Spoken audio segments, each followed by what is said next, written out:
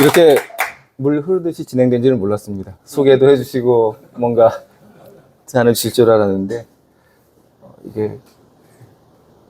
이거 전체 화면으로 보기는 어렵습니까? 네. 오늘 발제에 앞서 미리 조금 양해를 구할 건 제가 앞부분을 한 12, 3분 정도 할 거고요. 토론 발표 이후에 랩업으로 약 한 7, 8분 정도 진행할 예정입니다. 그렇게 좀 양해를 먼저 구하고 시작하겠습니다. 보시는 것처럼 저희 회사는 2007년에, 제가 넘기자는 너무 가긴 하네요. 네. 2007년에 설립이 됐고, 여러분들의 회사로 적용을 해보면 회사 소개라든지 제안 자료, 중요한 보고 자료들을 저희가 제작해드리는 프레젠테이션 전문 회사로 저희가 2007년부터 지금 16년 차가 됐습니다. 보시는 것처럼 저희는 서울에 본사가 있고요. 지사가 광주에 있습니다. 현재 약 한 2,000여 건의 프로젝트를 진행을 해오고 있고요. 또 지방자치단체 전문 프레젠테이션 회사로 지금 자리를 좀 잡아가고 있는 상황입니다. 오늘 주제 성경 말씀 같이 합독하도록 하겠습니다. 마태복음 9장 17절. 새 포도주를 낡은 가죽 부대에 넣지 아니하나니 그렇게 하면 부대가 터져 포도주도 쏟아지고 부대도 버리게 됨이라. 새 포도주는 새 부대에 넣어야 둘이 다 보전되느니라. 아멘.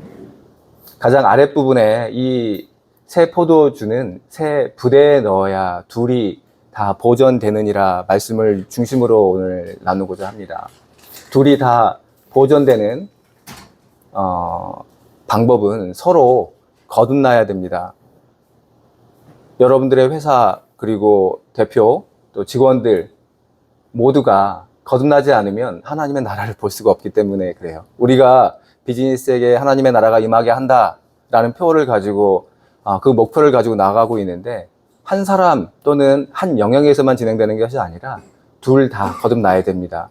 제가 오늘 가급적 새 수를 직원으로 또는 고객으로 보고 새 가죽 부대를 기업이나 리더십으로 보겠습니다. 예수께서 대답하여 이르시되 진실로 진실로 내게 이르노니 사람이 거듭나지 아니하면 하나님의 나라를 볼 수 없느니라 라고 하셨어요. 우리가 서로 거듭나지 않으면 하나님의 통치가 이루어지는 하나님의 나라를 보기가 어렵고 들어갈 수가 없습니다. 그래서 서로 거듭나는 것이 굉장히 중요합니다. 한 사람 대표님들만 바뀐다고 해서 기업이 바뀌는 것이 아니라 대표님들의 바뀜을 보고 누군가가 반응할 때 바뀌는 게 새 부대입니다. 두 번째, 둘이 다 보존되려면 이게 아닌가요? 그게 마이크가 이게 마이크. 아, 그런가요? 네네. 저는 잘못 이해했습니다. 그래서 되게 무선 마이크를 이렇게 달아주시는구나 했었거든요. 방송 구입하겠습니다. 아닙니다. 둘이 다 보존되려면 서로 사랑해야 됩니다. 새 계명을 우리에게 주셨던 목적이 무엇인지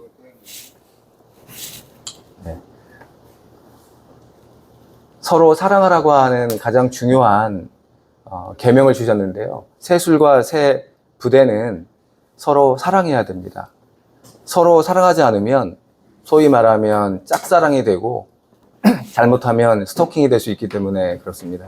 서로 사랑할 때 상호 유기적인 관계, 소통이 된다고 생각이 들고 감정적 교류가 일어난다고 봅니다. 그래서 서로 사랑해야만 상호 유기적 관계가 유지가 될 수 있고 만들어질 수 있다. 그래서 서로 사랑하는 것이 둘이 다 보존되는 방법입니다. 두 번째, 새 포도주는 새 부대에 넣어야 둘이 다 보존됩니다. 새 부대를 우리가 알아야 되지 않습니까? 그래서 새 부대에 대한 이야기를 오늘 좀 집중적으로 하게 될 겁니다. 이 새 부대는 하나님과 이웃을 담는 부대여야 합니다. 대답하여 이르되 내 마음을 다하여 목숨을 다하여 힘을 다하여 뜻을 다하여 주 너의 하나님을 사랑하고 또한 내 이웃을 내 자신같이 사랑하라 하였나이다.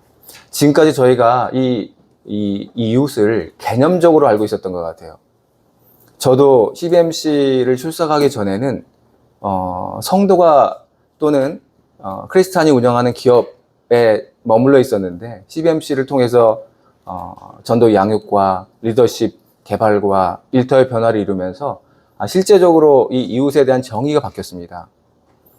개념 정의는 약자 또는 상간벽지에 있고 아직 미전도 국가라든지 종족 같은 경우로 우리 한정 짓고 나는데, 이 개념적 이웃에서 저희가 실제적 이웃이라고 하면 저는 저희 직원을 이웃으로 설정을 했어요. 왜냐하면 제가 아무리 좋은 관계를 유지하고 있는 고설람 대표님이나 우리 이상하 회장님 같은, 또는 여기 있는 많은 대표님들의 직원들을 제가 제 사비를 들여 급여를 주거나 또는 복지를 위해서 이런저런 활동을 할 수가 없어요. 왜냐하면 월권이기 때문에 그렇습니다. 여러분들이 가장 가까이에 있는 약자를 돌볼 수 있는 자리에 있더라고요. 저도 마찬가지로 그 이웃을 개념적 이웃에서 성경 안에서 보여주는 많은 그 이웃 관계에서 제일 먼저 손 내밀고 내가 도울 수 있는 이웃이 우리 회사의 직원이 되니까 섬겨야 할 대상이 되는 거예요. 사랑해야 할 대상이 되더라고요. 그리고 내가 마음 먹으면 언제 어디서든 직원들을 위해서 할 수 있는 게 너무 많아져요. 좋은 복지를 또는 급여를 여러 가지 혜택들을 줄 수가 있거든요. 근데 저는 아무리 친한 우리 조태영 대표님 같은 경우도 직원들까지는 제가 어떻게 할 수가 없어요. 마찬가지로 여러분들은 각자에게 주어진 작은 이웃, 그리고 가장 가까운 이웃인 직원들을 실제적인 이웃으로 설정을 하게 되면 굉장히 쉬워집니다. 두 번째, 이 세 부대는 술의 맛과 향을 보존하는 부대다. 예수님이 율법을 폐하러 오신 게 아니잖아요. 완성하러 왔다라고 말씀하셨거든요. 이 미완형의 술을 완성형의 술로 만들어내야 됩니다. 새 부대를 준비를 했는데 기존 우리의 직원들이 적응을 못하면 오히려 도입 안 하니만 못합니다.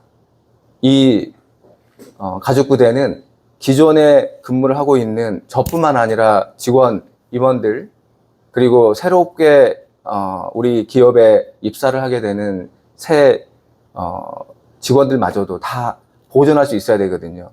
여러분들이 준비할 새 부대는 여기 제가 발제 요약본에도 드렸던 것처럼 완전히 혁신적인 부대여야 됩니다. 그렇지만 그 혁신적인 부대가 기 직원들을 무시하거나 기 직원들이 적응하지 못하는 생태계를 만들면 안 됩니다. 두 가지 다를 우리는 고려해 줘야 됩니다. 제가 둘 다 보존되는 새 부대라는 개념은 저희 그 회사의 미션과 여러분들 회사의 미션과 우리가 매주 모여서 나누는 성경적 경영 원리가 만날 때 가능하다고 저는 생각이 들어요.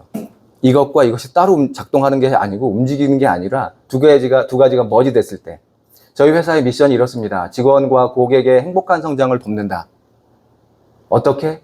요 6가지의 성경 원리를 바탕으로. 가장 기본적인 거는 영성이 베이스가 되고 그 위에 모든 것들이 이 6가지 원리들이 적용되면 됩니다. 저희 회사의 노션 소개 자료를 좀 볼게요. 네.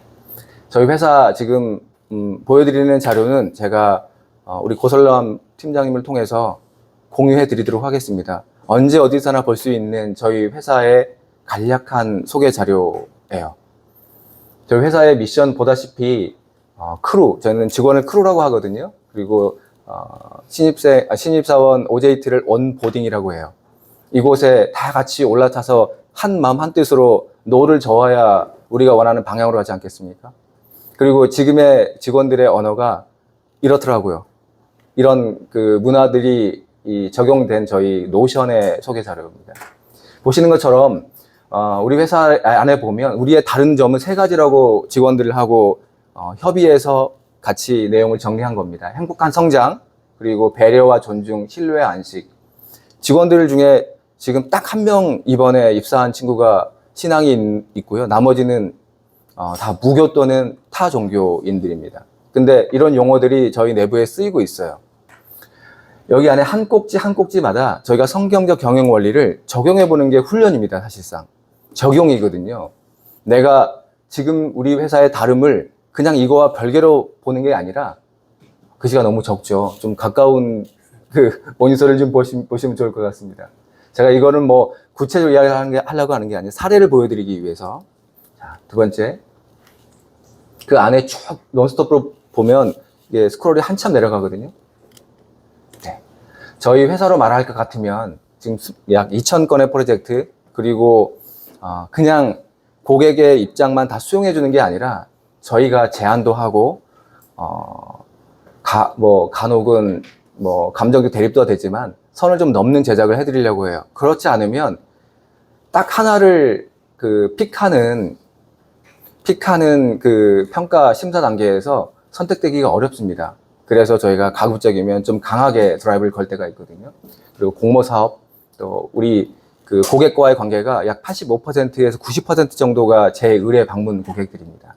이 안에 보면 저희가 6가지 성경 원리들을 각 곳에 다 적용을 시켜봐야 돼요. 이 메시지, 이 방향이 성경적 경영 원리에 부합되는가?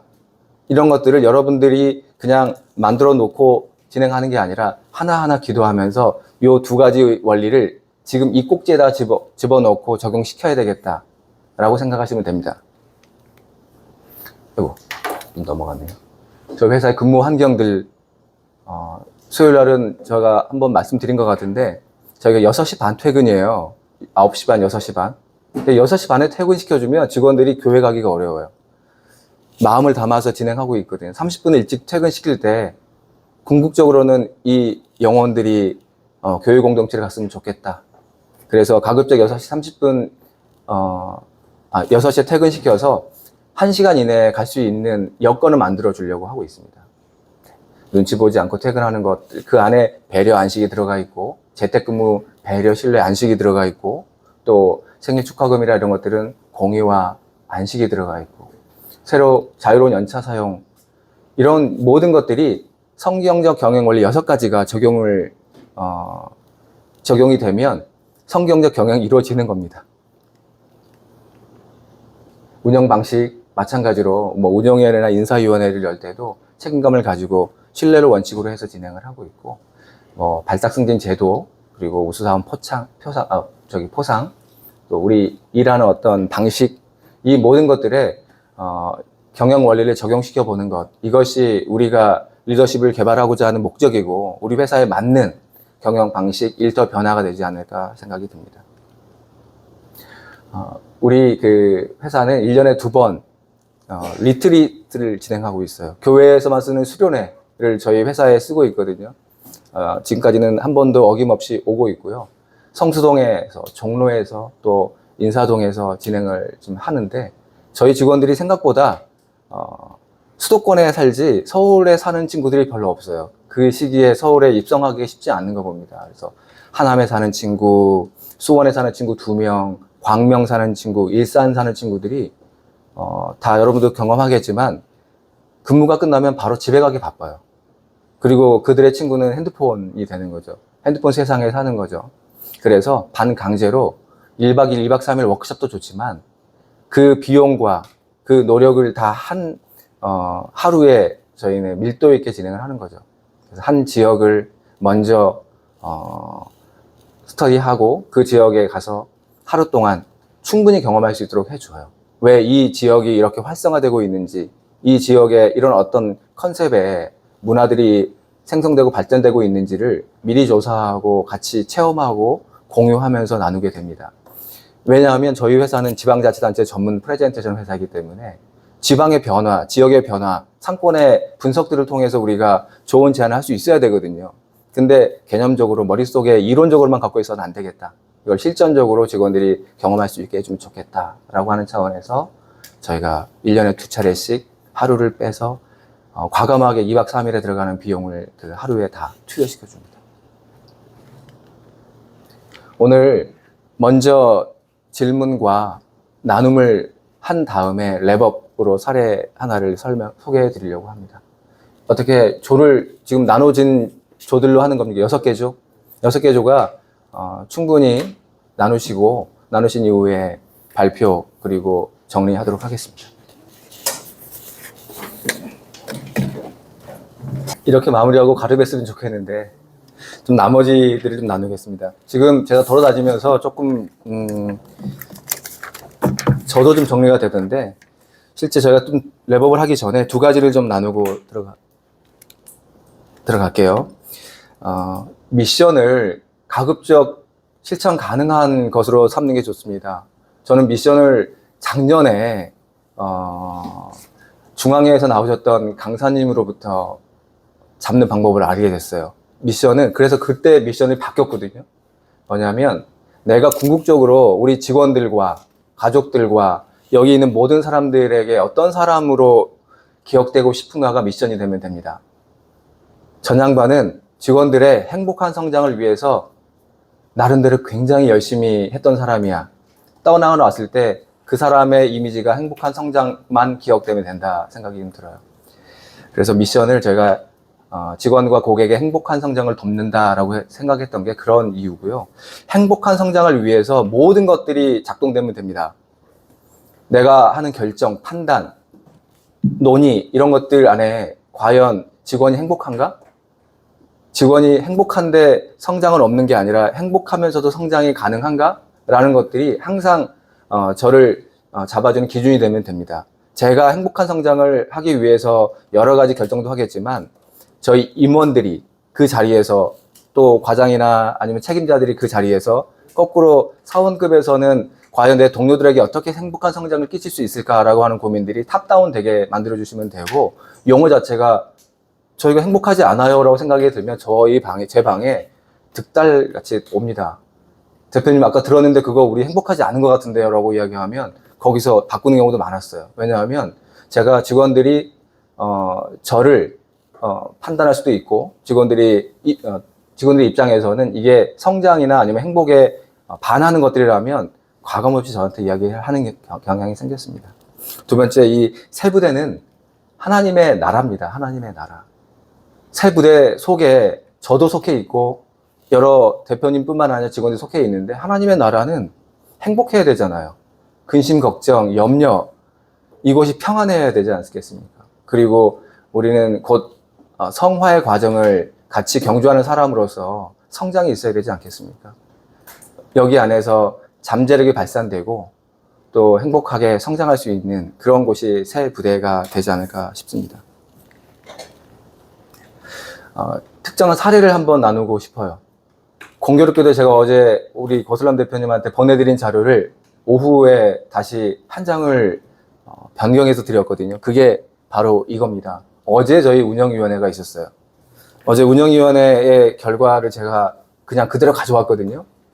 여기 안에 보시면 첫 번째 그 인플루엔자, 전염성 질병, 코로나, 뭐 독감 등의 저희 직원들도 한 2명 정도가 최근에 이런 사례가 있었고, 이런 과정 안에서 이것들도 하나의 어떤 제도적인 장치를 통해서 직원들이 안심할 수 있게 해줬으면 좋겠다. 그들의 건강권과 또 실제 그 전염병에 걸린 대상자들이 배려를 받아야 되겠다라는 차원에서 첫 번째 의제 우리가 나왔고, 두 번째는 이 혹한기 재택근무제 시행의 건에 대해서 어제 결론이 났습니다. 세 번째는 이제 다들 체감하시겠지만 저희가 생각했던 것보다 훨씬 어려운 지금 상황인 것 같아요. 그래서 좀 마케팅과 관련된 내용을 나눴는데, 두 가지의 이 결정사항을 보시면 예방이 가장 좋은 치료제다. 그렇기 때문에 먼저 예방을 권고하고 본인들이 맞을 수 있도록 저는 그래서 맞았습니다. 두 번째는 저희가 그 코로나에 대한 정책을 아주 명확하게 잡혀 있어요. 격리, 해제, 이 기준이 보건소로부터 있는데, 이 독감과 같은 경우에는 아직은 없어요. 권고 사항으로만 있고, 요 내용이 11월자로 사업자용에 밑에 보시면 질병관리청의 인플루엔자 관련된 관리 방안에 사업자용이 떴더라고요. 그 기준으로 우리는 한다. 모든 것들을 내가 생각하고 판단한 것들이 아니라 고민하고 또 이런 것들을 권고하고 있는 부처의 내용을 저희는 수용하고 있습니다. 두 번째, 저희 재택근무는 시행하기로 했고, 내년 1월 1일부터 18일까지 약 한 49일간 재택근무로 들어갑니다. 요 관련돼서 제가 준비한 게 사실 재택근무입니다. 저희 회사에, 이 작은 회사에서 지금 뭐 대기업들도 안 하고 있는 이 재택근무를 왜 하고 있는가에 대해서 나누고 싶어요. 실질적으로 저희 서로를 배려하는 6가지 성경 원리 안에 저희는 성경 원리 안에 그 안에 구성 요소를 중점적으로 봐야 된다고 봐요. 포용하고 호혜, 나눔이 있어요. 이 배려하는 마음이 없으면 실질적으로 재택근무가 쉽지 않습니다. 직원들이 아까 말씀드렸던 것처럼 수원에 살고 있는 친구가 2명이나 되고 그 친구 중에 1명은 오는데 2시간 10분이 걸려요. 여자분이면 그 이상의 시간이 걸리겠죠.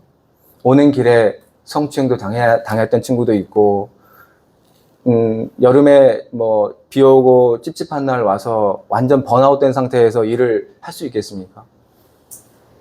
그 친구들이 배려받아야 된다고 생각이 들어요. 그리고 충분히 그런 것들이 효율적으로 작동만 한다면 저는 굳이 안 할 이유는 없다.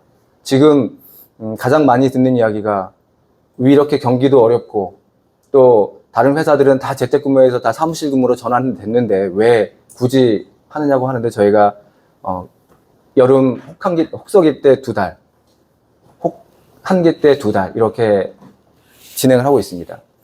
이 상호 혜택이 주어져야 돼요. 왜냐하면 직원들만 유리하면 안 되잖아요.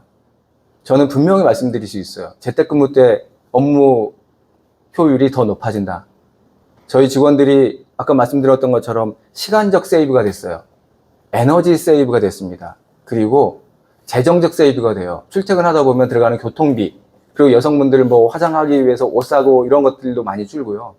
식대, 그 다음에 커피 이런 것까지 하면 통계적으로 약 한 50만 원 정도가 세이브가 되더라고요. 직원들. 이것만이 아니라 직원들은 얼마나 좋아요. 9시 반에 모니터만 켜고 줌만 접속하면 시작 회의고 6시 반에 들어와서 6시 25분에 저희가 마감 회의를 하거든요. 5분 안에 끝내게 해줘요. 그러면 6시 반이면 모니터를 끌 수 있어요. 그럼 퇴근입니다. 직원들은 넉넉한 시간적 배려를 받잖아요. 근데 회사는 그럼 피해가 있고 손해가 있으면 안 되잖아요. 상호 혜택이 있어야 되거든요. 저희 회사의 12월 또 6월, 7월이 가장 바쁜 달인데 그때 데이터를 보면 알아요. 외주 비율이 현격하게 떨어지고 프로젝트 수행 개수가 현격하게 늘어납니다. 뭐냐 하면 집에 있으면서 그 세이브된 에너지와 배려받은 그런 상황에서의 어떤 뭐 미팅이 회의가 줄어들고 또 다른 내부에서의 어떤 방어 기제들이 사라지기 때문에 주어진 그 업무를 수행하고 그 수행한 업무가 본인이 다시 재작업을 하지 않기 위해서 집중한 것들이 결론적으로는 성과로 나타납니다. 그리고 직원들에게 특히 마케팅 또는 이 전체 PM에게는 각각 개인에게 기존의 사무실 근무 때보다 120에서 150% 정도의 업무를 배정하라고 이야기를 하거든요. 직원들은 모릅니다. 근데 알다시피 집에 있으면 한 5시간 일하시고 한 3시간은 주무시는 걸로 제가 알고 있습니다. 왜냐하면 중간중간에 회의를 참석 못 하시는 직원들이 있어요. 알고 보니까 주무시다가. 저는 눈에 안 보이기 때문에 뭐 어떻게 컨트롤할 수 없습니다. 그렇지만 잘 누리고 있다 생각은 들고 있어요. 네, 이게 나눔도 마찬가지로 내가 이걸 해줬으니까 너는 이걸 해줘라고 하는 개념은 없습니다. 줄 때는 거저주라고 했기 때문에 이 기회를 선용하면 직원들도 그에 따라 보답한다는 생각이 듭니다. 그래서 그 6가지 원리 중에 배려 차원에서 이렇게 진행이 됐고요. 두 번째, 신뢰 차원. 저는 이게 굉장히 중요하다고 봐요. 신뢰 관계가 훼손됐기 때문에 재택근무가 중단되는 의심이 생기고요. 회사가 봤을 때 그 재택은 집에서 머물러야 되는 거잖아요. 근데 어느 특정 공간에 가서 원격 근무를 하는 경우들이 생기는 거죠. 뭐 리조트에 가서 그 그래서 IP에 해당하는 것들 안에서만 근무할 수 있도록 SK는 정책을 잡은 경우도 있고요. 그래서 서로 간에 의심하고 신뢰관계 깨지면 불신하고 하는 상태에서 이 재택근무가 이루어지면요, 성과가 나오기 어렵습니다. 제가 그 진실과 투명을 보면 직원들이 휴가를 그때 동일하게 써요. 재택 그러면 반 휴가라고 생각하잖아요. 집에서 또 가족들도 그렇게 생각하는 분도 많아요. 집에 남편이 보이니까 쓰레기 좀 버려줘, 애 좀 픽업해줘, 뭐 이렇게 하는 경우들이 많다고 그러더라고요. 근데 저는 직원들한테 한결같이 이야기해요. 사무실 근무와 재택 근무는 다 정상 근무다.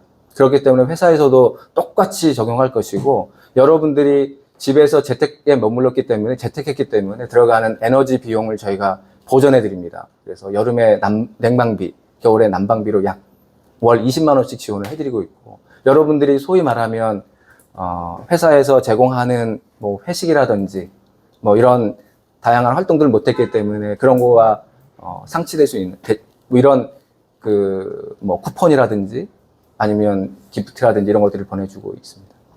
일관적이어야 됩니다. 실제 재택근무 저희 내부적으로도 이번에 할 수 있나? 왜냐하면 회사가 지금 11월, 12월에 작년, 재작년보다 훨씬 어려운 상황인데 재택근무를 제가 먼저 꺼냈어요. 직원들 입장에서는 아마 이런 위기 상황에서는 안 할 거다 생각했는데 저는 시종 한결같이 해야 된다고 봐요. 대표가 이랬다 저랬다 하면 안 됩니다. 분명히 이 좋은 제도를 우리 같이 좋게 만들어 가 봅시다. 직원들에게도 이야기했던 게 뭐냐면 우리가 노력해서 얻은 이 재택근무의 좋은 복지를 우리 스스로가 더 발전시켜 나가자. 그래야만 고민 없이 다시 시행할 수 있다. 라고 해서 저희는 재택근무를 굉장히 벌써 4년째 지금 해오고 있는데 직원들도 바람이 있을 것이고 직원들도 이게 기대가 있을 텐데 이런 것들이 대표자가 이런 상황 저런 상황이라고 해서 훼손하면 안 된다고 저는 생각이 듭니다. 서로가 안식하는 제도입니다. 저는 이게 가장 중요하다고 봐요. 아까 우리 피난처이자 안식처잖아요. 하나님의 나라는. 영혼의 풍요와 그침과 쉼, 관계의 누림이 있어야 됩니다. 재택근무를 통해서 저는 굉장히 큰 유익이 있었어요. 왜냐하면 제가 아니라 본인이 회사를 바라보게 돼요. 안식일이 뭡니까? 온전히 하나님만 바라보라 하잖아요. 6일 동안 하나님이 주신 그 기회들을 선용하며 살다가 그날만큼은 나를 바라보라 이거든요. 직원들이 회사를 바라보게 돼요. 어떻게 바라보게 되냐면 본인들도 누리고 있긴 한데 옆에 주위에 엄마, 가족 친지들이 왜 회사 안 갔어? 우리 재택근무야. 재택근무를 왜 해? 우리 요만조만해서 혹서기 혹한기에 제도적으로 장치를 마련해서 이렇게 하고 있어. 야, 그런 회사가 어딨어? 본인이 흔들리다가도 이런 이야기를 계속 듣잖아요? 그러면 우리 회사가 좋은 회사라고 알게 돼요. 그리고 본인들이 이게 어느 순간 자랑이 되는 거고요. 우리 회사를 안에 있다가는 못 봤던 것들을 밖에서 보니까 이것저것 되게 좋은 거예요. 그리고 이런 것들이 주위에서 자꾸 들리니까, 야, 작은 회사인데 되게 좋은 회사다. 이런 이야기를 듣고, 그러다 보니까 재택근무 중에 이런 경우가 생겼어요.